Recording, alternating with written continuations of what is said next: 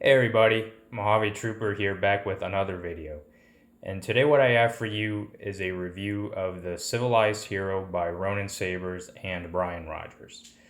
So just a little bit of background information in case you don't know. Ronin Sabers is a very well-known sabersmith in the community. He's been installing sabers and reviewing them and uploading videos since many years ago, for as long as I can remember since I joined the hobby. In fact, I do have to give him a bit of a shout out because he was one of the main inspirations for my channel.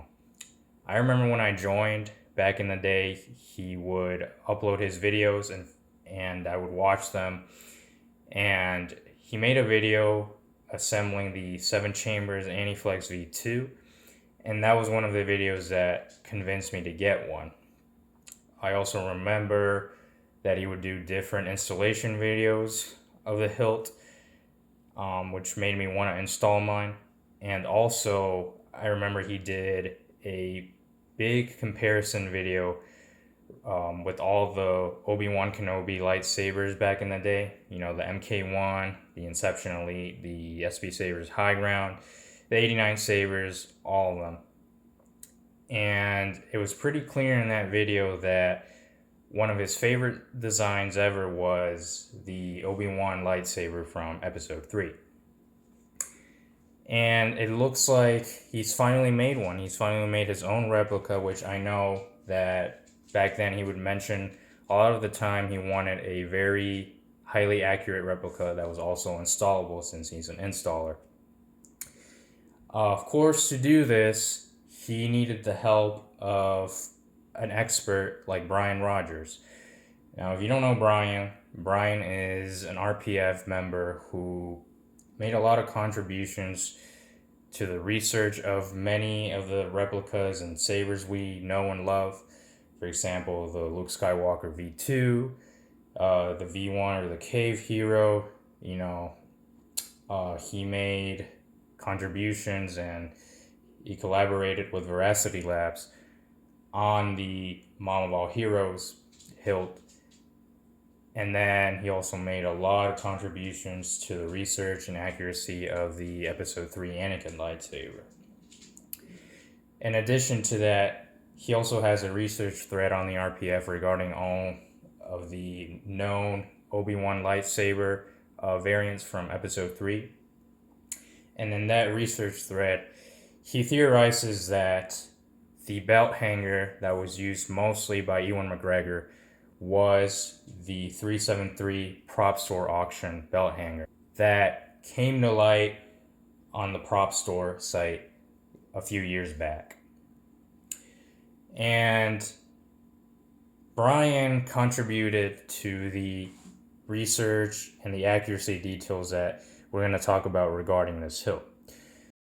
So when the two of them announced that they were working on this run, I was very excited because a lot of the replicas that I've held or owned were rather idealized. If you know me, I prefer prop accurate replicas that were used on screen. And in addition to that, there's also a lot of replicas that are based on the brown neck lightsaber, which is one of the most popular ones out there. That one, as Brian states in his research thread, is not used on screen very much. It only appears in one scene in the Mustafar scenes in the control room where Obi-Wan force pulls it toward himself. And that was it. Most of the time, the one that was used is this one right here, the one with the quote-unquote gold neck. That one is the hero that we all know and love. But as always, we're going to talk about what are some of the accuracy features that are present on this hilt compared to others. But overall, I just want to say that I am very happy with this hilt. I had my doubts at first because I was like, okay, how is this going to be different from, say, replicas that are available right now, like the Roman Props Inception Elite, which we're going to be doing a little comparison later on in the video. But this is just a really great saber. So as I usually do in all my videos, we're going to start with the box first. So if you do decide to buy the hilt, you can see what you get. So this is a box. Very nice box. It has the hilt right here printed on the box, in a light blue kind of holographic image, which resembles, the blue color of his lightsaber. And it also has a Mustafar River background, which is very nice. And the blue complements that very well. I guess it references their fight on Mustafar. And it says Civilized Hero right here. On this side, you have the Ronin Sabers logo, Civilized Hero right here. And you have the Brian Rogers logo right here. So when you open the box, you get a nice foam layer right here. And inside, you get a little baggie with an Allen key. And you get a card for Ronin Sabers contact if you buy it empty and you want to get yours installed. And also has 2 slots for 2 hilts. And the reason for that is because, first of all, it comes with the hilt right here already assembled. You don't really have to do any modifications or anything to it unless, you want to adjust the clocking or whatever. But it already comes clocked to accuracy and everything, which we'll talk about. So it comes with the main hilt. And there's an extra slot in the box because originally how this run was going to go was it was going to have you pick an option between if you wanted an FX hilt and also a static hilt that they're also working on. The static will come later on. Of course, they release the FX hilt just to get it, get the run going and moving forward. But that's how originally it was supposed to go, is you would get, if you chose to have 2 hilts, you would get an FX hilt and you would also get a static option. But this is the FX hilt right now. This one you can install with electronics, and it has some differences I will talk about from the static that is coming. So that's why there's 2 slots right here. But of course, you get the main hilt, like I said, already assembled. And let me close up the box here really quickly. And as I always do with my videos, we'll go from top to bottom, discussing the features of this hilt and what makes it the most accurate, what makes it, the best hero replica out there. So first, when we start with the emitter, as you can see, it is chrome plated, just like the real prop, the 373 Prop Store auction prop. And one of the main features that I like about this hilt, even though it's installable, is that, first of all, it has the correct diameter for this ring right here. It has the correct depth, and it also has that little screw sticking out, which is present on the real prop. Now, we know that on the real prop, that screw is right there just because it holds the hilt together from top to bottom. It's actually not a screw, it's a rod that goes all the way through the hilt. Since this is installable, it doesn't have a rod, although you could probably buy a whole rod if you wanted to keep it static for display. But it just has that little one, that screw just sticking out right there, a little nipple. And that's very nice because all the other Obi-Wan Episode 3 replicas that I've had, the diameter of this ring is just always too wide, and then it doesn't have the correct depth. Just to, account for electronics and, the NeoPixel PCBs and electronics that you would put inside of the emitter. This one, you don't have to worry about that because that already accounts for that, and it still looks very accurate, and, it just looks like the real prop is what I always wanted, with that little nipple sticking out. Of course, this is the FX hilt. On the static, it's going to have a different finish here on this base, just because that's how it is on the real prop. On the real prop, the emitter is chrome, but this base right here, like this little ring, it is made out of aluminum on the real prop. But of course, for the sake of simplicity, and because this is installable, they just wanted to make the emitter, just one whole body, not two different pieces, and for that they made it chrome plated completely. But I do like that one feature of that is, I don't know if you can see that on camera, it has a little cut right there, like that machining cut, which makes it look like it makes it look like it's two pieces, like the real prop, even though it's not. It's just, that was just such a really nice feature that you don't see in other replicas. And I didn't even notice that at first. I was just, when I first got my hilt, I was looking at it and I was like, wow. So they really did go as far as to do that. And it just looks really nice right here. But that's the emitter. Moving down to the neck and the wind vane. So previously I always thought that when it came to Obi-Wan's hero, that on the real prop or props, the neck was painted resin, just how it is on the brown neck variant. But that is false. Sometimes you just have to realize that it's as simple as just reading the auction description. When you read the auction description, you find out that the metal parts that this hilt is composed of are, first of all, the base right here. Like I said, it's aluminum on the real prop. It says the neck is made out of metal. It doesn't specify if it's copper or brass. It just says copper colored or gold colored. Of course, Brian determined that it was real brass and real copper, since he's a metallurgist. And also the pommel on the real prop is made out of aluminum, which we'll talk about. But regarding the neck, it says that it's made out of metal, so it makes sense that it is made out of real copper and brass versus anodized or painted resin. And you can even see that on the prop store photos. You know, the neck is already tarnishing. Of course, this is like brand new, so it hasn't started to tarnish yet. But you could do that yourself if you wanted to. It just comes like this.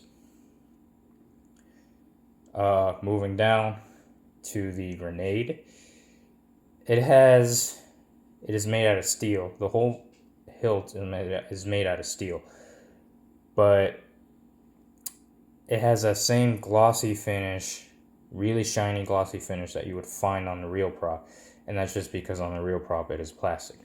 It is not made out of metal, but they replicated that so beautifully. And one of the things I wanted to talk about regarding a grenade is, Brian says that they incorporated into their model a lot of accuracy features and uneven features on the grenade cuts right here. I'm gonna be honest, you can't really see that on camera. They all look pretty even on camera. If you have yours in person and you really look, then you can see them, but other than that, it's not really that noticeable. However, if, you know, since this is a prop accurate replica, then it's a really nice feature to have, you know, those uneven grenade cuts.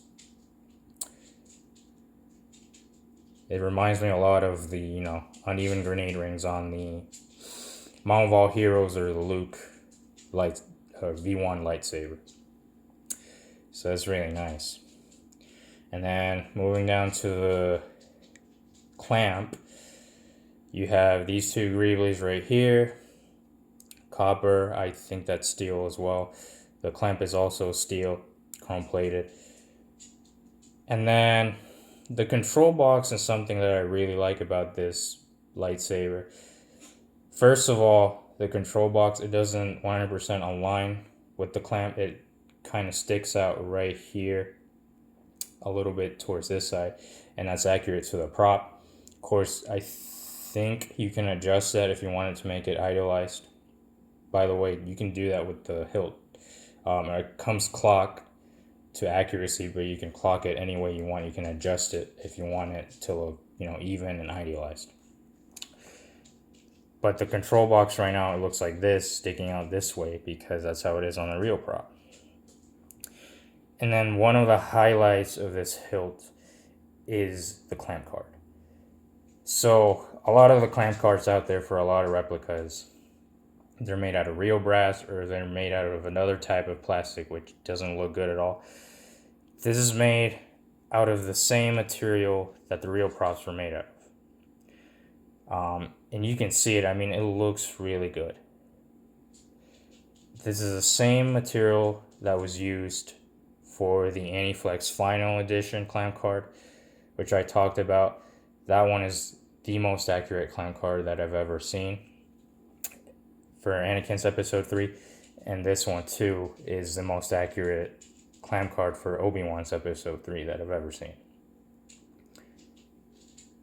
And then moving down to the booster section, a little less glossy than the grenade, but that's how it is on the real prop.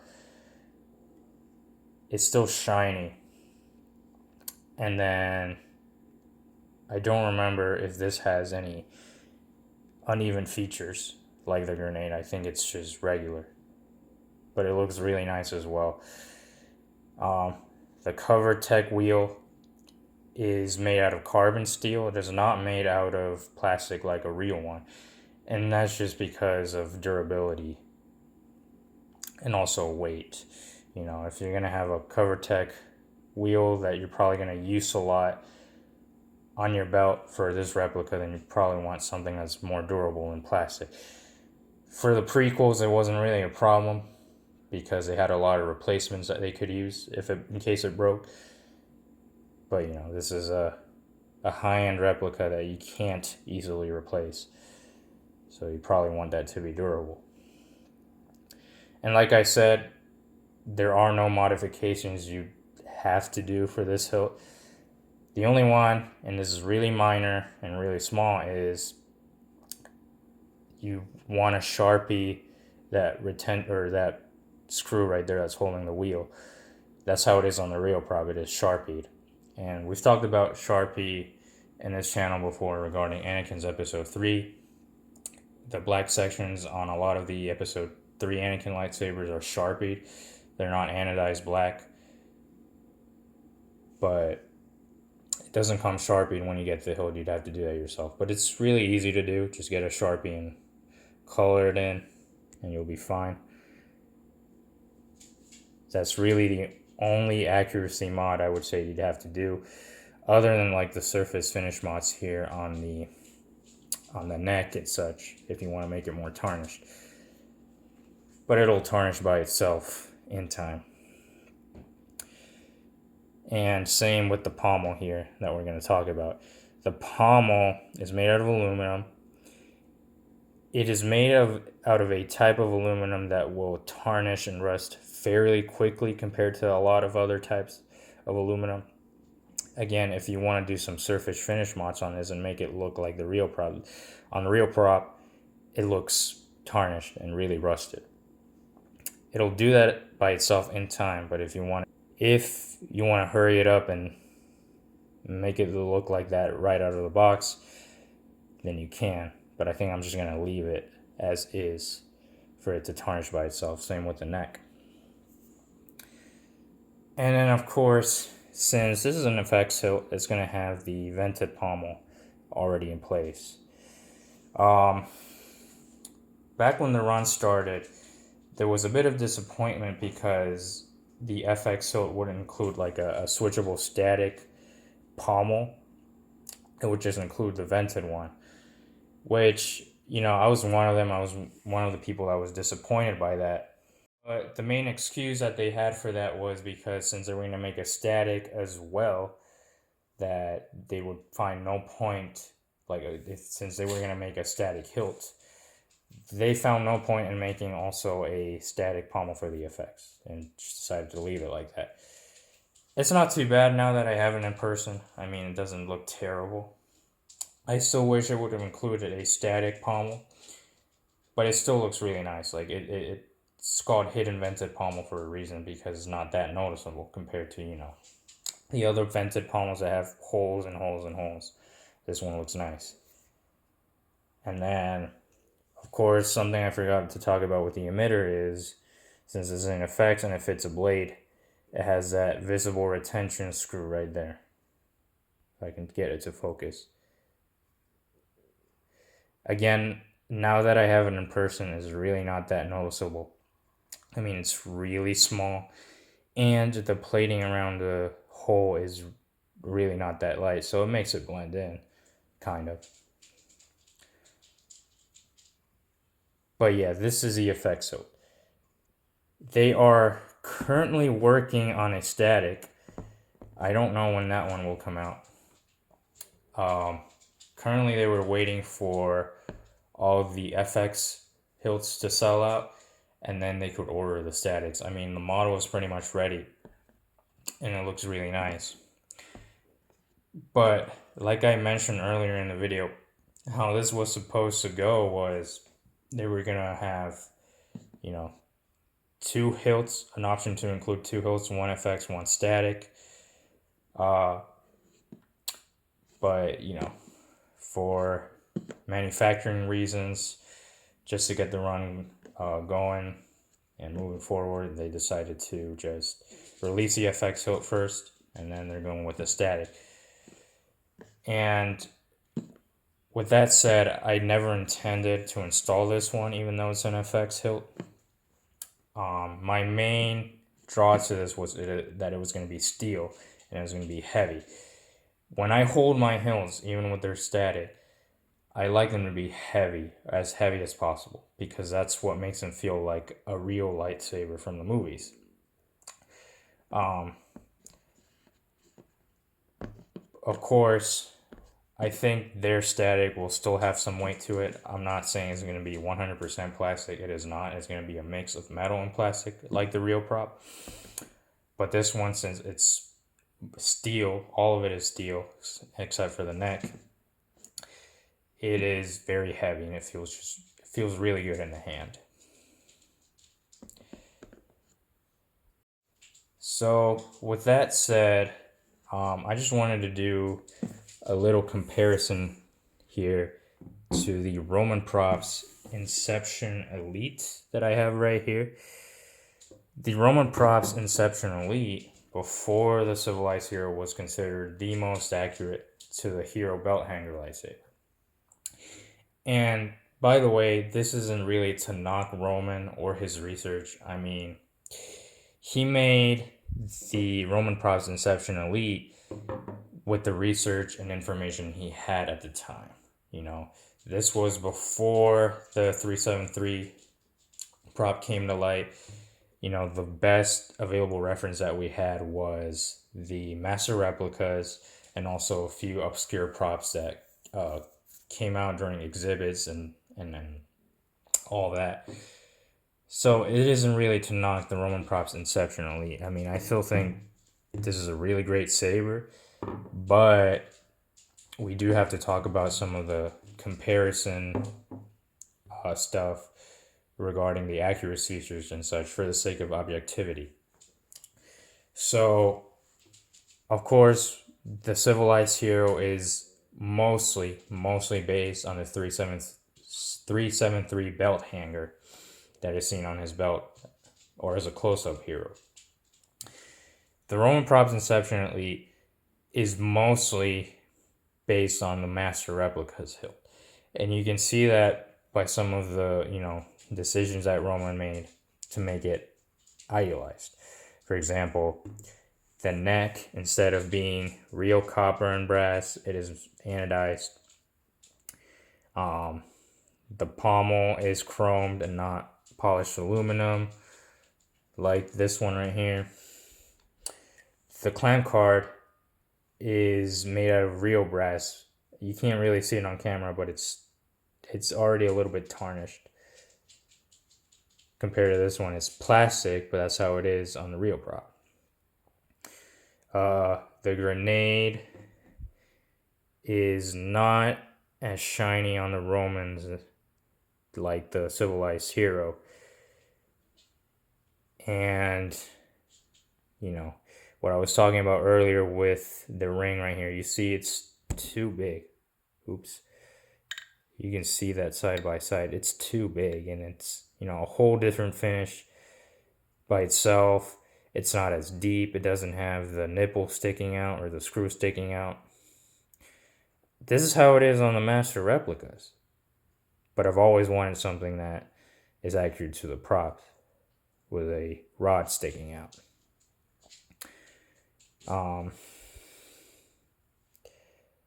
The cover tech wheel, I do think this is real plastic. I'm not sure. Again, this is carbon steel. And then, this has a static pommel. And it also has that little nipple or ring right there versus the Civilized Hero doesn't because it's not present on the 373 prop. So that is a little comparison between the two. Again, this is based on the 373 prop. This is based on mostly on the master replicas. Now, some of the differences between this and the master replicas is, for example, on the master replicas, the emitter is not chromed. It is polished aluminum. Versus this is completely chromed, and I assume that was a decision by Roman to make it, idealized and even all throughout. That is one of the things I never understood about master replicas. I mean, they went through such great lengths to make their replicas idealized, and they made weird decisions at the end of the day. For example, with the Obi-Wan episode 3, they made the emitter polished aluminum versus a clamp, and the pommel remained chromed. And I was just like, oh, why not make it either or?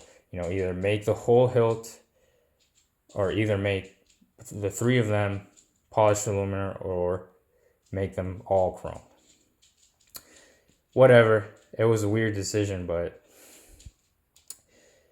this is what Romans did on his, or Roman props did on his, which is still really nice. So I guess the question remains, which one is better? And the answer to that is, it depends on what you like. If you want a hilt that is more idealized, like the master replicas, you'd probably want the Roman Props Inception Elite. If you want something that is more prop accurate to the belt hanger, the 373 belt hanger on Prop Store, then you want the Civilized Hero. Both are really nice. My personal preference, I prefer the Civilized Hero just because of how heavy it is. But if I want to pair up something with my Master Replicas Episode 3 Anakin, then I'd probably choose the Roman Props Inception Elite. Of course, the Civilized Hero, I'm going to pair it up with the Aniflex Final Edition. But the Roman Props Inception Elite, it still remains a really, really good hilt. It just, again, it depends on what you want.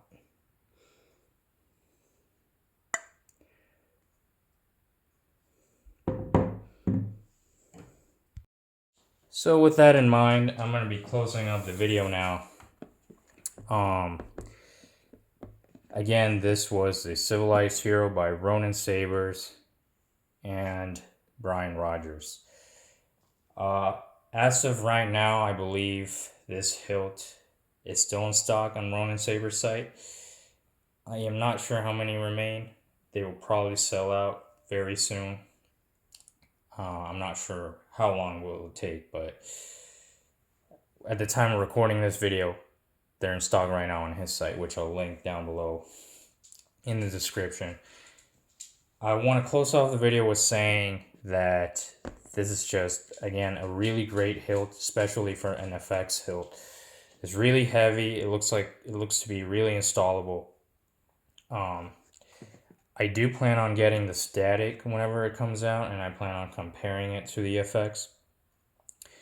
But for now, if you do want to get the most accurate Obi-Wan Episode 3 that's available, then I would absolutely recommend this one. It doesn't matter if it's FX, doesn't matter if it has a retention screw or the, vented pommel right here. It's still a really great hilt that I would absolutely recommend once again. With that in mind, I'm going to have to close the video. I hope you've enjoyed. Go check out Ronin Sabers' site. go check out Brian Rogers' research thread, which I'll also leave linked down below in the description. And as always, I hope you've enjoyed this video. Leave a like, subscribe, and I'll see you in the next video. May the Force be with you.